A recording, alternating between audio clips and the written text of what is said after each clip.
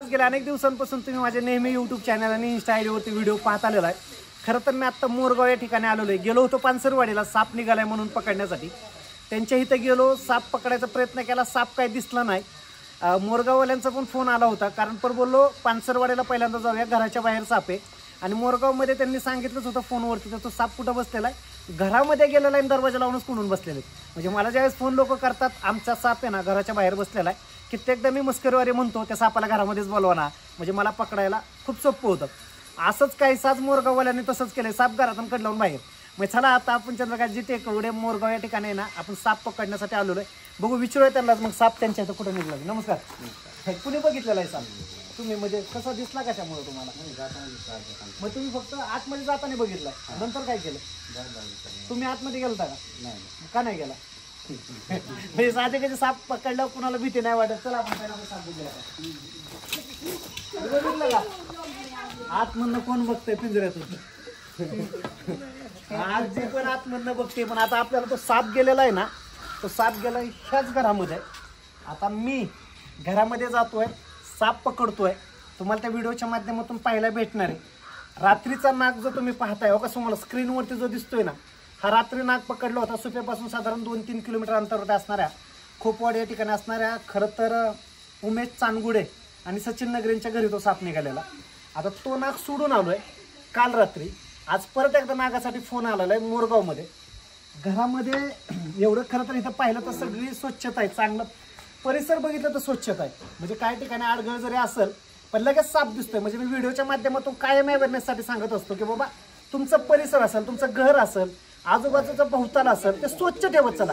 इथं आल्यानंतर समजतंय एवढं स्वच्छ असून सुद्धा साप बाहेर पसंत करत नाही, घरातच स्वच्छ करतो. चला हे घर आहे, ह्या घरामध्ये आलोय. आता या ठिकाणचं जर पाहिलं साधारण आता साप पकडायचा कसा, साप बघायचा कसा, म्हणजे असं संभ्रम निर्माण होतो की या घरामध्ये आल्यानंतर नक्की साप पकडायचा कसा. म्हणजे साप पकडताना हात लावायचा कुठं, कारण एवढ्या रूम मध्ये पण एवढंच आहे कन्फर्म फिक्स आहे की ह्या घरामध्ये फरशी आहे, प्लास्टर केलेलं घर आहे. म्हणजे ह्याचा अर्थ की साप कुठं पळून गेलेला तर नाहीच आहे, साप पळून गेलेला नसणार आहे. त्यामुळे एक एक वस्तू आपल्याला पहिली काढायला लागत. ती बॅटरी मगाची कुणाकडे ठेवली होती बघा, हाय बॅटरी आहे.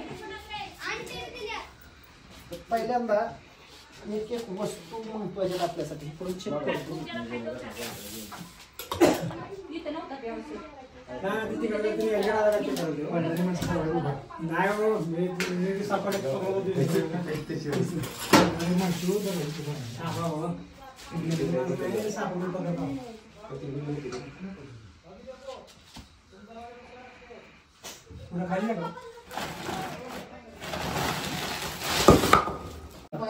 लागणार आहे.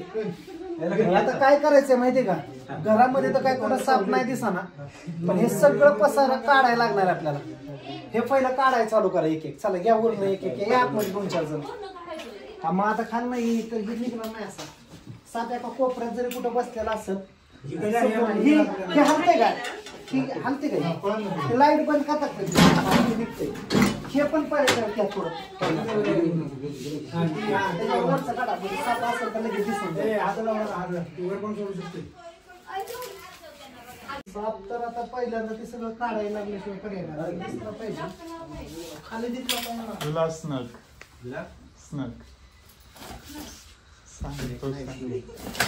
आता बाकी मी बघत होतो किती पळताय, उद्या साप निघलं तर किती वाचणार तुम्ही. म्हणजे आपल्याला साप हिजात मध्ये कुठे बसलाय, घ्या चल 2 मिनिटाचं काम आहे. करतो की काय मोकळं हलकीच तुम्ही हे काढा एक एक सांगतो काढायचं.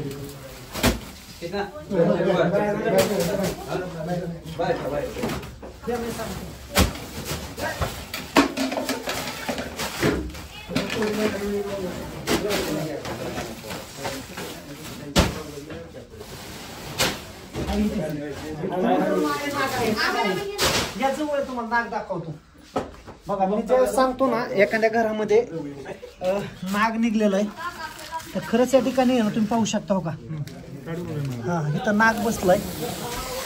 ये देखो कोबरा।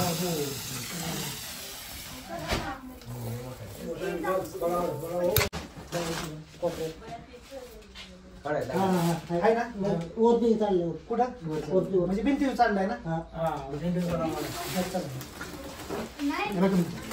या 5 मिनिटात काढू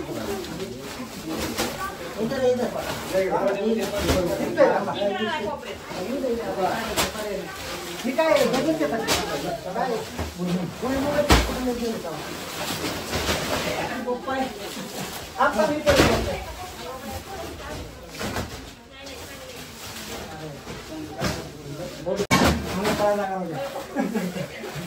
ते आलं इकडे म्हणजे कसं काय करा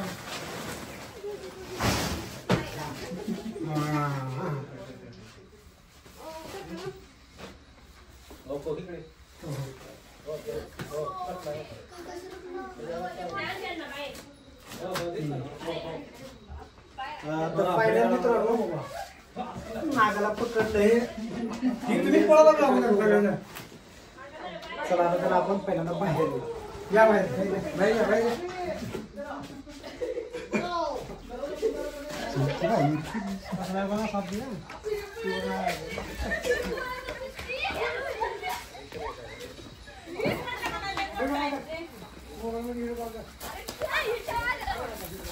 ह्या सापाला गेल्या अनेक दिवसांपासून मी सांगत होतो मी काहीतरी खाल्लंय आता खाल्ल्याला बाहेर काढतो बघा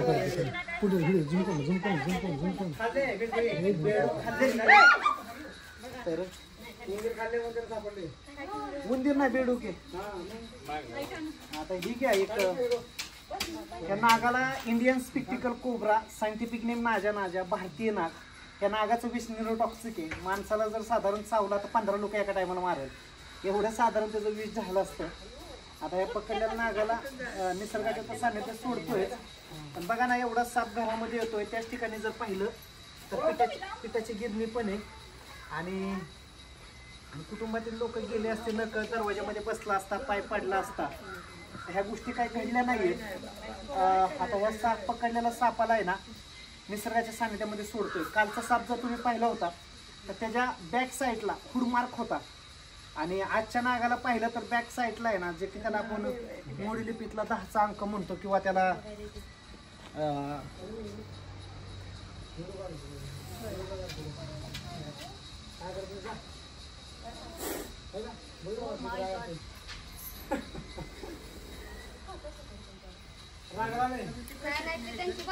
काहींना भेटतो बा अंक तर काहींना भेटत नाही.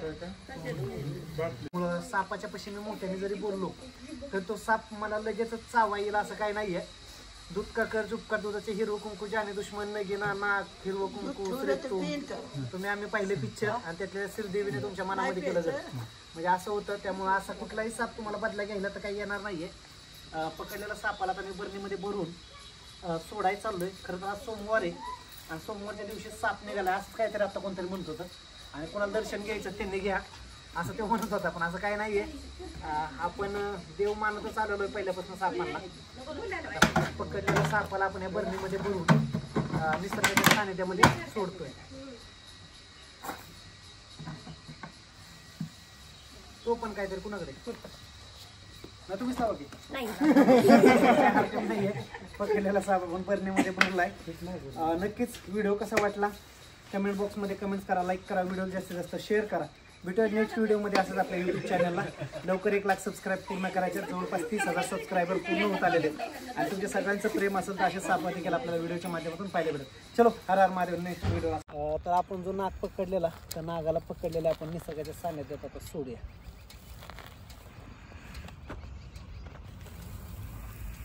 जर बघितलं त्याचा कलर सुद्धा त्या साधारण असणाऱ्या गवतासारखा दिसायला येतो. आता आपण त्या सापाला सोडलंय. व्हिडिओ नक्की आपल्या व्हिडिओला लाईक आणि सबस्क्राईब नक्की करा.